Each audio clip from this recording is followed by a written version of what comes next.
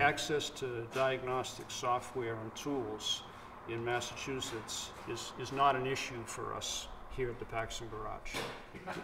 Many of my peers in the industry have an issue with access to service information, diagnostic information, codes, and diagnostic tooling because they're not aware of the availability of factory service information and tools that the manufacturers make available to people like me.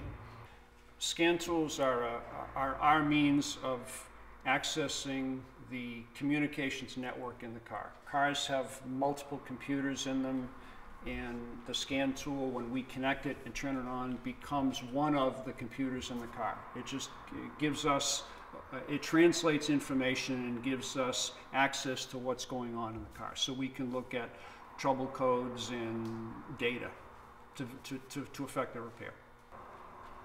The factory scan tools are like any video game, new appliance.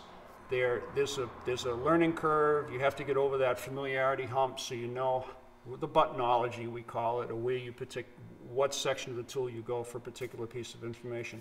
Once you understand that, once you're over that initial learning curve, it's a scan tool. The bottom line impact to my business with regard to factory tools, in my opinion, you can't afford to be without it. If I service a sufficient number of a particular vehicle, whether it be Fords or GMs or Toyotas or Hondas, I realize that it makes me more proficient at what I do if I have the correct tool for that car.